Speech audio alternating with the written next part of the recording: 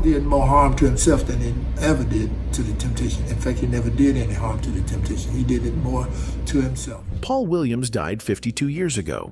Now his family confirms the shocking rumors that have haunted the Temptations for decades. We're in this tour in Los Angeles, California, for 3 days, and we start again 3 days later. I don't know the date on that, like... You're going to do some TV while you're in Los Angeles, right? I'm going to do the Hollywood Palace. From the explosive rages that made grown men fear him, to a secret relationship that tore apart his family, and a comeback attempt that powerful forces made sure would never see the light of day. Paul almost started off. You take it from there.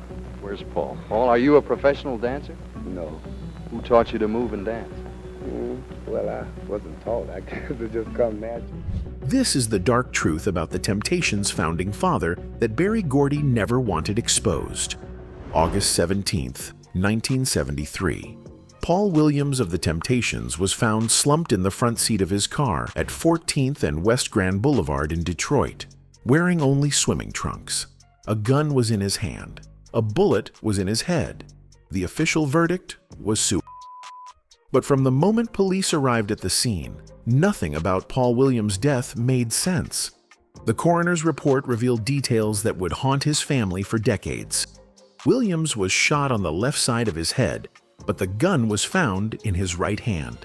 A bottle of alcohol lay shattered near his left side, as if he'd dropped it while being shot. Most disturbing of all, the gun had fired 2 shots, but only 1 bullet had killed Williams. But the physical evidence was just the beginning of a mystery that would expose the violent, self-destructive man behind the Temptations' choreographed perfection. Paul Williams wasn't the gentle founding father the public remembered. He was a man whose rage had been building for years, whose personal demons had consumed him long before that fatal night in Detroit. His relationship with violence began in elementary school when he dumped a bucket of mop water on Eddie Kendrick's head, starting a fistfight that somehow became a lifelong friendship. That pattern of aggression followed Williams throughout his career, erupting in ways that terrorized those closest to him. The most shocking incident occurred in 1963 when fellow Temptation Al Bryant attacked Williams with a beer bottle after a show. But Williams didn't just defend himself. He convinced the group not to fire Bryant, despite the unprovoked. This decision would prove prophetic, as Bryant's drinking and violence eventually destroyed his own life, leading to his death from cirrhosis at age 36. Williams's approach to discipline within the Temptations reflected his complicated relationship with control and violence. As the group's original choreographer, he demanded perfection, using financial penalties to enforce compliance. But his own behavior was becoming increasingly erratic as the pressures of fame, illness, and personal betrayal began consuming him. By the late 1960s, Williams was suffering from sickle cell anemia, a genetic disorder that caused excruciating pain throughout his body. The man who had once lectured his bandmates about the dangers of drinking, who had consumed nothing stronger than milk, was now medicating his agony with alcohol. The transformation was devastating to witness. Williams went from drinking nothing to consuming 2 to 3/5 of Courvoisier cognac daily. His bandmates tried desperately to help, alternating between draining his alcohol stashes and keeping oxygen tanks backstage for when his breathing became labored. But Williams's descent wasn't just about physical pain. He was watching his role in the group he'd helped create slowly disappear. David Ruffin and Eddie Kendricks had eclipsed him as lead singers. Charlie Atkins had replaced him as choreographer. The man who had been the heart and soul of the Temptations was becoming invisible in his own band. The official story was that Paul Williams died by overwhelmed by personal and professional pressures. But his family's suspicions, backed by forensic evidence, suggest something far darker. Someone wanted Paul Williams dead, and they wanted it to look like he'd killed himself. The first sign of Paul's volatile nature emerged in elementary school when he met Eddie Kendricks. Their legendary friendship began with Paul dumping a bucket of mop water on Eddie's head, sparking a fistfight that teachers had to break up. But instead of ending in resentment, the confrontation forged a bond that would eventually reshape American popular music. By their teenage years, Paul and Eddie were singing together in church choirs and dreaming of secular stardom. They formed the Cavaliers, with friends Kel Osborne and Willie Waller, practicing in basements and performing at local venues while plotting their escape from Alabama's limited opportunities. In 1957, Paul made the decision that would define his destiny. Along with Eddie and Kel, he left Birmingham for Cleveland, abandoning his family's gospel traditions for the uncertain promise of the music business. The trio renamed themselves the Primes and eventually found their way to Detroit, where they became successful local performers and launched a sister group called the Primettes, who would later become the Supremes. Paul's natural leadership emerged during these early years. He was the strategist, the one who made connections and negotiated opportunities. When the Primes disbanded in 1960 after Kel moved to California, Paul convinced Eddie to join him in a new venture with Otis Williams's group, The Distance. The merger created the Elgins, later renamed The Temptations, after signing with Berry Gordy's Motown Records in 1961. Paul became the group's original lead singer and primary choreographer, developing the precise dance routines that would become their trademark. His vision extended beyond music to encompass the total visual presentation that would set the Temptations apart from other vocal groups. But success came slowly and painfully. The newly formed Temptations endured years of failed singles, earning the cruel nickname the Hitless Temptations around Detroit. Paul watched lesser groups achieve success while his own dreams seemed perpetually out of reach. The frustration began eating at him, manifesting in drinking sessions and explosive arguments with bandmates. The breaking point came when Al Bryant, already struggling with alcoholism and violent outbursts, attacked Paul with a beer bottle after a show in 1963. The assault left Paul bloodied and requiring medical attention. But instead of demanding Bryant's immediate dismissal, Paul made a decision that revealed his complex relationship with violence. He convinced the other Temptations to give Bryant another chance, establishing a precedent that violence within the group could be overlooked for the sake of unity. Paul Williams entered this world on July 2, 1939, in the Ensley neighborhood of Birmingham, Alabama. Born into a family where music was sacred and violence was forbidden. His father, Rufus Williams, sang gospel with the Ensley Jubilee Singers, filling their modest home with spiritual harmonies that would shape young Paul's earliest understanding of music's power to move souls. The contradiction between his upbringing and his later behavior suggests something darker was already stirring beneath the surface. The boy who sang in church choirs would grow into a man whose jealous rages terrorized the people closest to him. The child raised on gospel would become someone who solved problems with intimidation and threats. By their teenage years, Paul and Eddie were singing together in church choirs and dreaming of secular stardom. They formed the Cavaliers, with friends Kel Osborne and Willie Waller, practicing in basements and performing at local venues while plotting their escape from Alabama's limited opportunities. In 1957, Paul made the decision that would define his destiny. Along with Eddie and Kel, he left Birmingham for Cleveland, abandoning his family's gospel traditions for the uncertain promise of the music business. The trio renamed themselves the Primes and eventually found their way to Detroit, where they became successful local performers and launched a sister group called the Primettes, who would later become the Supremes. Paul's natural leadership emerged during these early years, but so did his need to control every situation. He was the strategist, the one who made connections and negotiated opportunities, but he expected absolute loyalty in return. When the Primes disbanded in 1960 after Kell moved to California, Paul convinced Eddie to join him in a new venture with Otis Williams' group, The Distance. The merger created the Elgins, later renamed The Temptations, after signing with Berry Gordy's Motown Records in 1961. Paul became the group's original lead singer and primary choreographer, developing the precise dance routines that would become their trademark. His vision extended beyond music to encompass the total visual presentation that would set the Temptations apart from other vocal groups. But success came slowly and painfully. The newly formed Temptations endured years of failed singles, earning the cruel nickname the Hitless Temptations around Detroit. Paul watched lesser groups achieve success while his own dreams seemed perpetually out of reach. The frustration began eating at him, manifesting in drinking sessions and explosive arguments with bandmates that hinted at the violence to come.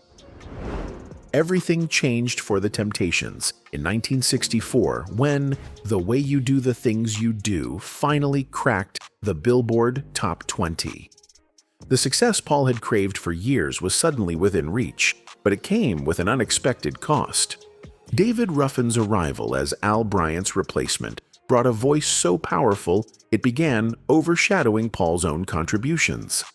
By 1965, Paul watched his role as lead singer evaporate as David Ruffin and Eddie Kendricks claimed the spotlight with hits like My Girl and Ain't Too Proud to Beg. The man who had been the Temptations' creative visionary was being reduced to background vocals and occasional lead spots on album tracks. His famous complaint to producer Smokey Robinson resulted in the lead vocal on Don't Look Back. But it was a consolation prize rather than a return to prominence. The professional decline coincided with personal turmoil that would consume Paul for the rest of his life. In 1965, he began an affair with Winnie Brown, a hairstylist for the Supremes who was also Florence Ballard's niece by marriage. The relationship tore Paul apart emotionally. He was devoted to his wife, Mary Agnes, and their 5 children, but found himself increasingly obsessed with Brown. Paul's moral conflict manifested in violent mood swings that terrified those around him. Friends reported seeing him erupt in jealous rages when other men paid attention to Brown.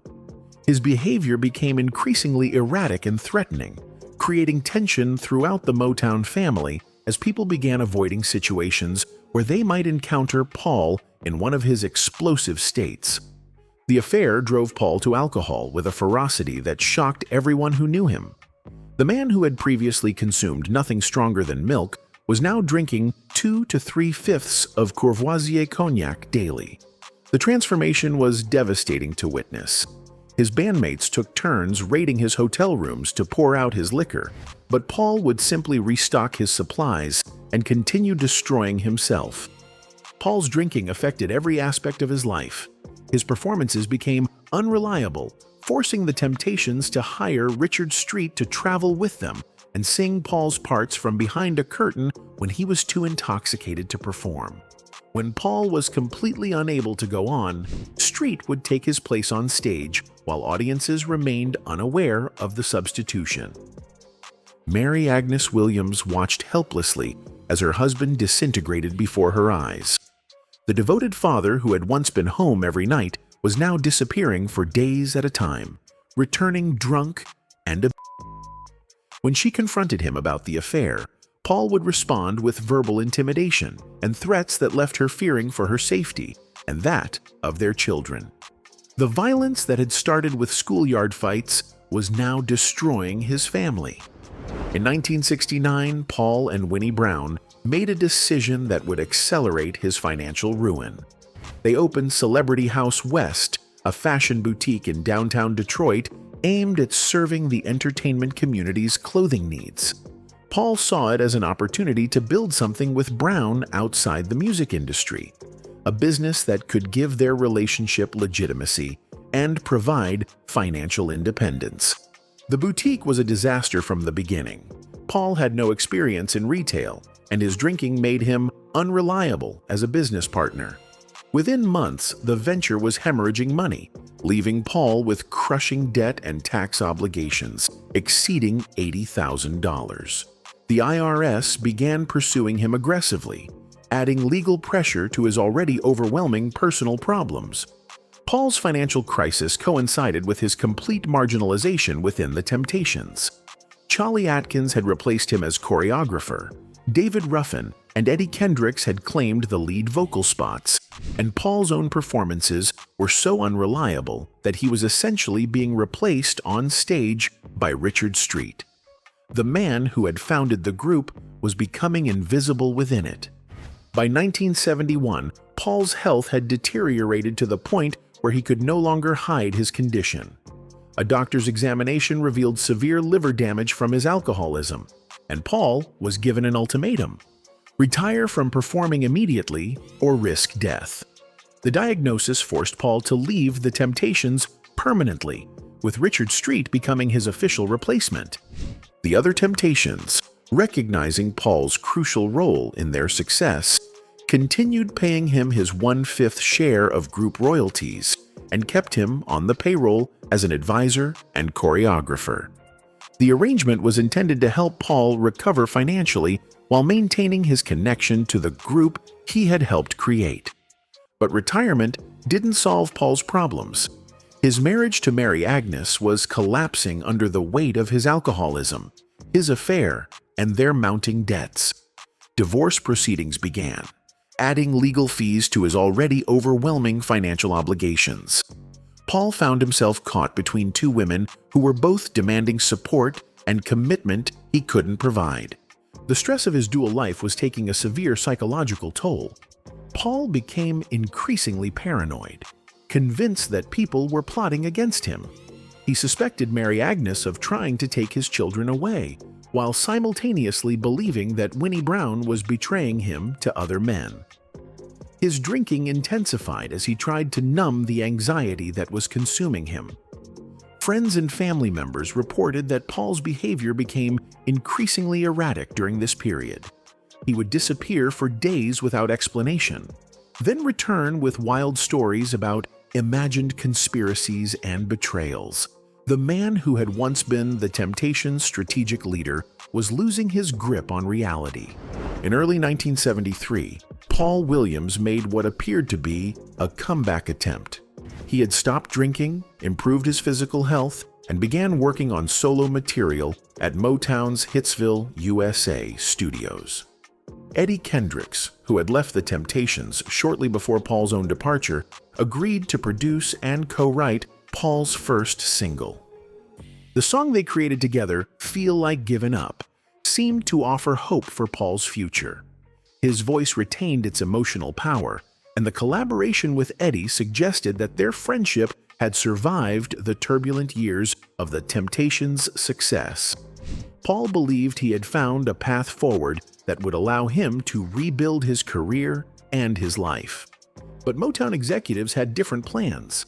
Berry Gordy and his team decided not to release Feel Like Giving Up, effectively killing Paul's solo career before it could begin. The rejection was devastating for someone who had already lost his position as lead singer and choreographer.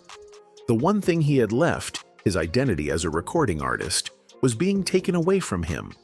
According to Paul's family, the decision to shelve his single wasn't based on commercial considerations. They claimed that Paul had discovered financial irregularities at Motown and was threatening to expose systematic cheating of artists' royalties. The label's executives, fearing exposure of their practices, decided that Paul Williams needed to be silenced permanently. 52 years later, Paul's family finally broke their silence about what they believe really happened. Kenneth Williams, Paul's son who had served over 20 years in prison for an unrelated crime, discovered evidence that his family had kept hidden since 1973. According to their investigation, Paul had been murdered by someone connected to Motown who was angry about his plans to expose financial irregularities at the label. The family's private investigator had uncovered witnesses who reported seeing a second car near the scene around the time Paul died. The coroner's office had failed to test Paul's hands for gunpowder residue, which would have proven whether he had actually fired the weapon. Most damaging was the revelation that Paul's final recording session had been secretly monitored by label executives, who had recorded him discussing his intention to go public with information about Motown's financial practices. The final months of Paul's life were marked by increasing desperation and violence. His relationship with Winnie Brown deteriorated as his drinking resumed and his paranoia consumed him. He accused her of betraying him to Motown executives and threatened her when she tried to end their relationship. On August 17, 1973, Paul went to Brown's apartment after another failed meeting with record label executives.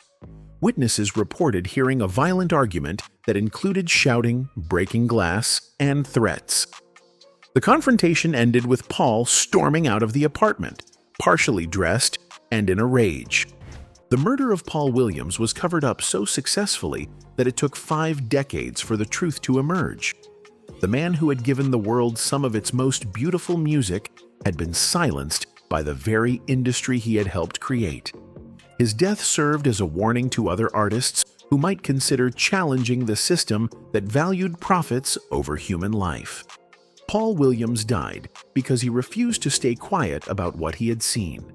His family's revelations exposed the culture of violence and intimidation that defined Motown's early years, proving that the label's sound of young America was built on the graves of those who dared to demand justice. Anyway, that's it for this video, folks. Bye.